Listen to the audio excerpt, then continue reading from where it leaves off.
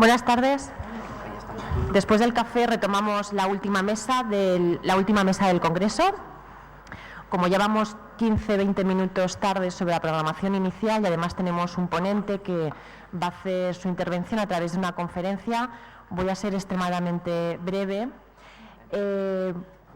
Primero presentarme, soy María José Rodríguez, soy doctora en Sociología, responsable de uno de los 3 subproyectos de investigación que ha coordinado Diana Marre a través del Grupo AFIN.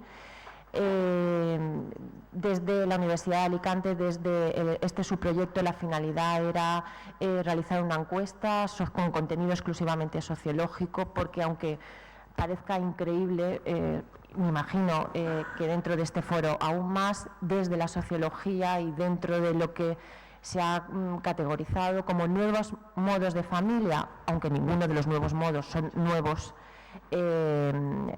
formas, todavía las familias adoptivas no tienen un estatus y tienen un corpus de conocimiento sociológico relevante. Bueno, esta mesa tiene como título o como tema central afrontando el después de las adopciones irregulares, y me planteaba inicialmente qué son y por qué entrecomilló la organización Adopciones Irregulares. Bajo el concepto o bajo la idea de adopciones irregulares se engloban distintos subfenómenos que van a dar cuenta los 3 ponentes, los 2 ponentes y la ponente de esta mesa. Podemos entender o podríamos englobar dentro de adopciones irregulares los procesos a través de los cuales la institución de la adopción legitimó la apropiación o robo de menores. De esto nos va a hablar Carla Villalta. Dentro del título genérico de adopciones irregulares también podemos entender aquellos procesos en los que sencillamente no existió una adopción. Lo que se produjo fue una inscripción falsa de un bebé como hijo o hija de unos padres que no lo tuvieron. Con el tiempo, cuando el hijo o la hija descubren la realidad o su nuevo estatus, ellos mismos o ellas mismas se han autoproclamado como adoptados y adoptadas. De este subproceso nos hablará y nos dará cuenta Antonio Barroso. Y en tercer lugar, y posiblemente no el último subproceso, podemos también incluir dentro del genérico adopciones irregulares los procesos que, aun habiéndose llevado a cabo supuestamente en el marco estricto de la legalidad, alguna de las partes de la triada, bien la familia de nacimiento, bien la familia adoptivo o los hijos y las hijas adoptadas, han descubierto en algún momento de su vida irregularidades que afectan fundamentalmente a la veracidad u ocultamiento del estatus real de cada una de las partes implicadas, o las condiciones y los supuestos que determinaron la adoptabilidad del menor. Paso a presentar al primer ponente, David Smalling. Él es profesor de Derecho, director del Centro de Biotecnología, Derecho y Ética en la Universidad de Stanford. Smalling es uno de los mayores expertos reconocidos internacionalmente en el campo de las adopciones internacionales, y también ha reconocido su trabajo en ámbitos como la bioética, biotecnología, derecho constitucional de la familia y de menores. Entre muchas participaciones y colaboraciones, quiero destacar su participación en la Comisión Especial sobre el Funcionamiento Práctico del Convenio de la Haya, y Smalling sostiene que es necesaria la reforma del sistema que rige la adopción internacional, poniendo prioridad en 2 aspectos fundamentales: mantener a los niños en sus familias de origen y dentro de su comunidad, y en segundo lugar, garantizar el respeto de los derechos y la dignidad de la triada adoptiva, familias biológicas, menores adoptados y familia adoptiva. Smalling, junto a su esposa y desde su propia experiencia profesional y personal, son padres de niños adoptados en India. Ha creado una página web que ofrece información sobre distintos aspectos de la adopción internacional. En ella se pueden consultar análisis académicos e historias personales. Si os parece, damos paso al profesor David Smalling.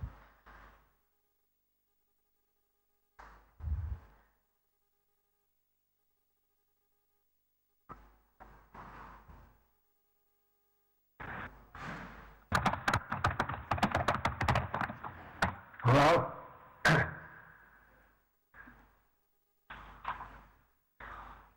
Thank you very much. I'm very honored to be here. I want to thank the conference organizers.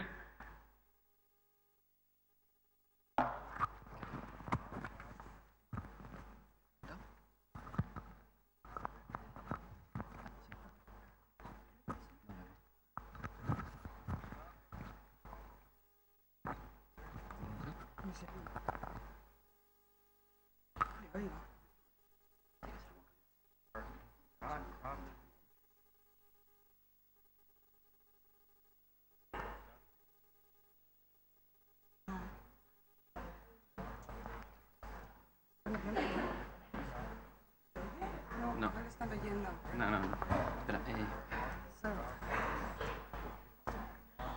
Uy, también me he puesto. Empezamos. Joder. Sí que tiene esto.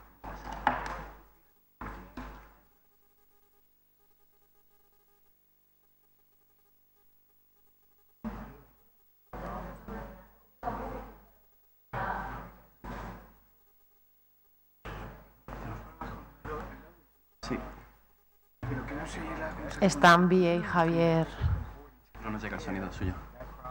¿Y si le llamamos entonces por teléfono? Espera. Two other things. First, though, I want to make sure that I'm being heard. So I want to make sure that you can hear me. Yeah. We got, sí. Vale, otro. That the people there can hear me. Is that correct? Yes? Okay, so I will continue. So, there are really two contexts from the period from the 1940s to the 1980s.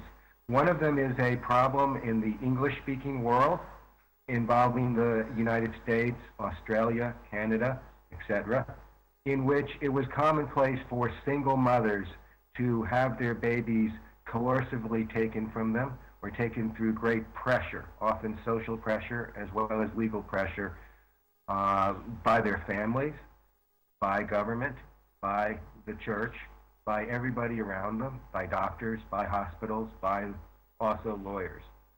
Now, that problem was a large-scale phenomenon.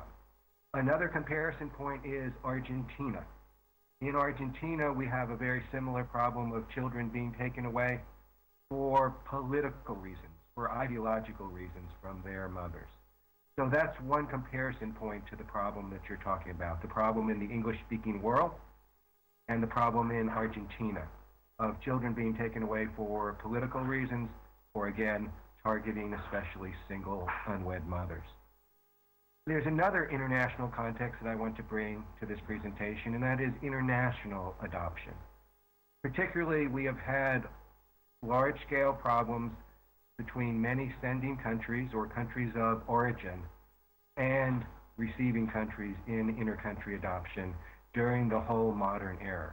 For Spain in particular, I have checked your adoption statistics, and I've noted that you, that is the country of Spain, have been particularly involved in inter-country adoptions from Nepal, India, Ethiopia, China, Vietnam, Ukraine, Russia, Colombia, among other places. And if you look at this list of countries that you have extensively adopted from, particularly adoptions from Nepal, India, Ethiopia, and China, have often involved this problem of children improperly taken from their families through force, fraud, or funds. And of course, this is a phenomenon that I'm talking about that has occurred up into the present time. So I'm not talking here about the past. I'm talking about the very recent events, particularly from, say, 1990 through to the present. It has been a tendency, unfortunately, with international adoption to act as though we can assume that children that come, if they come through official international channels, were properly taken. Unfortunately, that is not really the case. In looking at how one should respond to both of these phenomena, the phenomenon of the period in Spanish history of the past from the 1940s, maybe 1990 or 1980, or if you look at the more recent problem of Spain adopting from countries where there is extensive child trafficking or child laundering in their adoption systems. Spain adopting from Nepal, India, Ethiopia, China. We have to look at what are appropriate responses.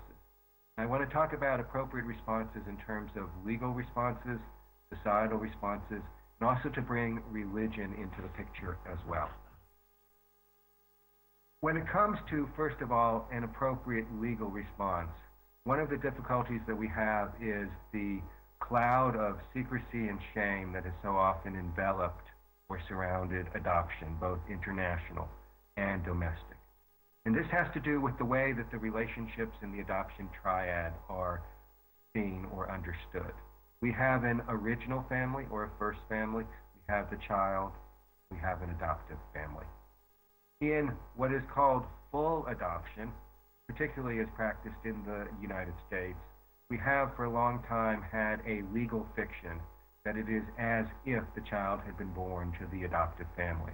And when I say for a long time, I don't want to exaggerate that. In the United States, it is really only since the period from 1945 to 1980, during this period of time when unwed mothers so often lost their children, that we really closed the adoption records to even the adopted person, making the adopted person no longer have a right to know to whom he or she was born.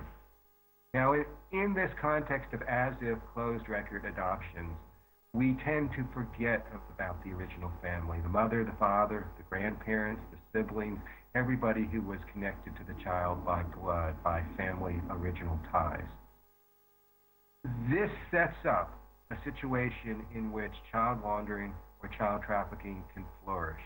Because in a context where there is shame and there is secrecy and where that secret is going to be held forever, it is particularly difficult to ever unlock the truth, and it is particularly easy for misconduct to flourish. I would suggest that the context, we might compare the history of full adoption to that of simple adoption. And again, I'm not familiar with the Spanish Civil Code and how Spain views simple adoption versus full adoption, but it is not just a legal question. It is a societal question. It is a question for the church as well. Do we in adoption understand that the child is still permanently related to the people to whom he or she was born, people to whom he or she is related by blood? Now, it is in that context where that's the first step. Once we understand that it is a commonplace thing for adopted persons to want to know where they come from, and that that is not a betrayal of the adoptive family, and that the adoptive family can in fact be big enough, loving enough, caring enough, to understand that it is a human right and almost a religious question to know where you came from and from whom you came from. Once we put adoption in that context, then it is much, much easier to deal not only with the legitimate lawful adoptions, but also to deal with the illegitimate adoptions that involve babies being stolen, bought, obtained by fraud, etc. In a more open understanding of adoption, it becomes no longer an expectation that a secret can be hidden forever. So that is really, in a sense, the first step. The next step is one of legal accountability, because once we have a more open concept of adoption, it becomes much more natural for us to say that even if there was misconduct 5 years ago, 10 years ago, 20, 30, 40 years ago, that adoption is a relationship that lasts forever. People have a right to know where they come from. And therefore, it is no longer a matter of let's cover up and hope that it will go away. But instead it becomes a part of a human right that misconduct should be investigated, even misconduct from the long ago past, and particularly misconduct about adoption, because it changes people's lives forever. Accountability also has to do with the fact that we often look for specialized legal meanings to misconduct in adoption, but on some level, some of the most common ways of understanding crimes would fit with these crimes. If you take a baby, tell the parents that the baby was dead, born dead, or died shortly after birth, and pass on that baby for money, You should not need a specialized crime like child trafficking or child laundering. That is simple abduction or simple kidnapping as well. If you have a specialized crime, it is a good thing for accountability purposes, but it is important to name the wrong involved, not to minimize it. There are few wrongs worse than taking away somebody's child from them improperly. And that is a wrong we need to understand to the child as well as to the original or first or birth family. And it is really a crime to the adoptive family if they were not involved themselves in the wrongdoing, or they are being tricked as well. So naming the wrong correctly is a fundamental part of the legal accountability that needs to be put into place. Now we go to the broader question of societal accountability. In Australia, as to this period of time from about 1940 to 1980, when children were systematically taken away from their single unwed mothers through pressure by the church, in hospitals, doctors, society at large, both the Roman Catholic Church and also the Australian government have given official apologies. Official apologies do not give children back. They do not undo wrongs, but they legitimize and acknowledge the gravity of the wrongs involved.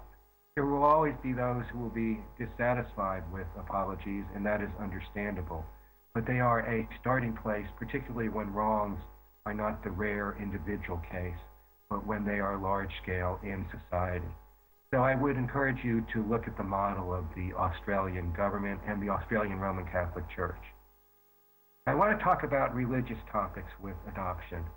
I know that in the Spanish context, there are some painful involvements of persons who were nuns or priests or associated in a formal way with the Roman Catholic Church. I am myself a religiously oriented person, and that makes me find these involvements more painful rather than less. I understand that it may not have been an official policy of the church to encourage these kinds of takings of children for political reasons or because the mother was an unwed mother. But I think that, as in Australia, it is very important for the church to take responsibility. In the same way, of course, the church has to take responsibility when there were priests who abused children, even though that was not church policy. A lot of it has to do really with the church going back to its roots. Now, I've written an article about the theology of adoption. It's on my website. All of my articles, I'm sorry, most are just in English, but all of my articles are available. If you Google my name, they're on a site called BE Press. The theological point, and in the context of the United States at least, the historical point is this. Taking mothers, and when they are not married, taking babies from unwed mothers who are unmarried, is not deeply rooted in the church. It is not something that the church has to defend in order to defend traditional Christian morality. Indeed, the Roman Catholic Church speaks of natural law, the law of nature. And when the Roman Catholic Church speaks of natural law, it should, and I think does, understand at its deepest roots that the bond between a mother and a child is natural, implanted by God, and that that bond is equally there whether the mother has a husband or does not have a husband. And in that context, in the United States, I've discovered that in the earlier period of time, before 1945, that Christian ministries involved in unwed mothers typically sought to keep the unwed single mother and her baby together, rather than typically trying to separate them. The response of these Christian ministries in the late 1800s and the first half of the 20th century, the first half of the 1900s, was to take the scripture that we use here for our marriage ceremonies.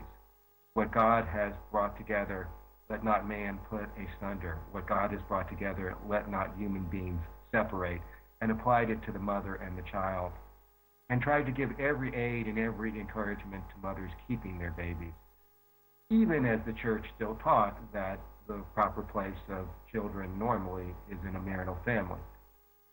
So it is important for the church in this sense to confront wrongs that were done in the name of God, even if the church did not, as an institution, explicitly support them. And similar to the priests who abused children, there needs to be accountability for the priests and nuns and others who separated mothers from their children. And this, I think, is necessary not only for the healing of society and of individuals involved, but really for the healing of the church, if I may speak in that way. Now, what we see is that from both a legal, societal, and religious point of view, it is critically important that wrongful taking of children from their parents be addressed as a very, very, very serious matter. Not something in which we say it's too late, there's nothing that can be done, not something that we try to hide or keep in secret, but it is absolutely fundamental to a society. The bonds between parents and children be honored. This is one of the bedrocks of society. Adoption as an exception to this, a case where we give a child a new family, in order to be a legitimate exception to the honoring of the bonds between parents and children, must exist in a more open way, and the adoption system must be scrupulously analyzed and held accountable for any instances in which children are wrongfully taken. Now, if I can return to the intercountry adoption system, the problem we have is this. When Spanish adoptive parents in large numbers have adopted children from Nepal, India, Ethiopia, I'll pick on those three countries to begin with. The problem is that typically European governments and the United States, in forming partnerships for intercountry adoptions in Nepal, India, and Ethiopia, operating in a context of very great extreme poverty, tremendous power imbalances within those societies themselves, between the rich and the poor, as well as a power and wealth differential between the Spanish adoptive parent and the original family in those countries, Nepal, India, Ethiopia. That in that context, we have created adoption systems that do not follow the basic principles of human rights. To start with, it is a basic principle of human rights. You do not take children from their families merely because the families are poor. Yet this has been very typically done in India, Nepal, Ethiopia, and another country that Spain has been involved in, Vietnam as well. Even though the Hague Adoption Convention and the Convention on the Rights of the Child both emphasize a subsidiarity principle, a principle that the first thing that should be done is reasonable efforts to keep the family and the child together.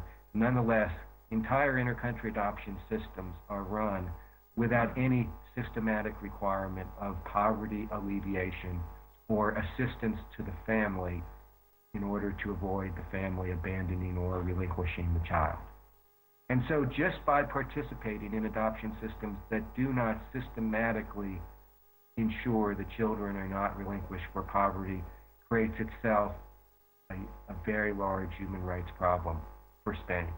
And again, you know the pain that Spanish people are feeling when they discover that there is something wrong with their adoptions. You need to understand that some of the children adopted from Nepal, Ethiopia, India, Vietnam will feel that same pain. And unfortunately, I have to add China to the list, because although China was seen as a model country for intercountry adoption, it has now become evident that from the period of about 2000 to even the present, there have been several improper ways in which children are brought into care from China.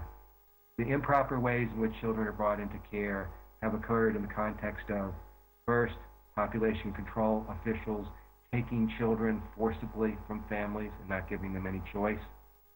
Secondly, a kind of education scam in which sometimes the adoptive family and even the child, if they're much older, participate in this scam, in which children are sent to other countries to get a better opportunity and a better education, even though they clearly have families in China, and have documentation of that occurring up through 2 years ago in 2010 on a systematic basis from certain orphanages in China. And then there is the problem of Chinese orphanages from the period of 2000 to the present, systematically offering financial incentives to obtain babies. So whereas China, for a period of time, did have large numbers of abandoned baby girls, something changed in China demographically around 2000. In simplistic terms, a part of it is that sex-selective abortion replaced sex-selective abandonment in the Chinese context, and yet we kept looking, the United States, Spain, other countries, to China for large numbers of children. So the problem is that these wrongs are not investigated. I know a number of cases in which, in the international adoption, very, very clear evidence arises of, the child, the adopted person, the adoptive family, the birth family being found. They all understand and they all agree that this child was taken improperly. But there is no accountability. There seems to be no structure by which they can turn to the government, the Indian government, the Spanish government, the U.S. government. I've tried to be a resource on such cases for governments and for families. Again, I don't have to speak Spanish. But again, the difficulty is that at some point, governments need to be responsible, and also families need to be responsible. I'm not sure how my time is going here, but again, what I want to emphasize is that Spain has two problems with child trafficking or child laundering for adoption. You have your domestic adoption problem, and that has become famous in your society. You also have the problem of Spain participating in inter-country adoptions under questionable circumstances from certain countries. And I hope that you will use one experience to inform the other, that when you see the pain of your Spanish mothers, Spanish fathers, Spanish siblings who have lost children 20, 30, 40 years ago to misconduct in adoption, where families were tricked by fraud, by force, by coercion out of their children and were lied to, that will give you greater care, and that you will have the empathy to think of the mothers in India, the mothers in Nepal, mothers in Ethiopia, the mothers in Vietnam, who have lost their children in a similar way. That you will not think, as some do, that so long as a child is in a rich country, they're automatically better off, but that you will be scrupulous and careful in demanding that your government respond to the information that's so widely available now about misconduct in adoption. Many countries have closed inter-country adoption from Nepal. Ethiopia itself has slowed down adoptions from there. Vietnam has gone through many closures and many openings. The information about misconduct from adoptions from China, despite their well-organized system, is widely available. These are things that I hope your society is familiar with. And I hope you will use your moral imagination, your ethical response to the horror. Thank you. Thank you for the warning and the time. I will close then in the last minute. But I hope you will use the empathy and the sympathy that you have, which is correct, which is a good thing, for the Spanish families who lost their children, and will use it as a motivation to look more deeply into the involvement of Spain in inter-country adoptions from other countries that are questionable. I'm not saying that all inter-country adoptions from all countries are questionable. I am saying that Spain is participating in adoption systems that do not have appropriate safety. Okay, well, I can be contacted through my email at dmsmolin@gmail.com. I do not speak Spanish, but I have people who can translate for me if need be. And I am honored to have been here. I thank the organizers as well, and I look forward for the opportunity after the other panelists speak to possibly respond to questions. Thank you very much.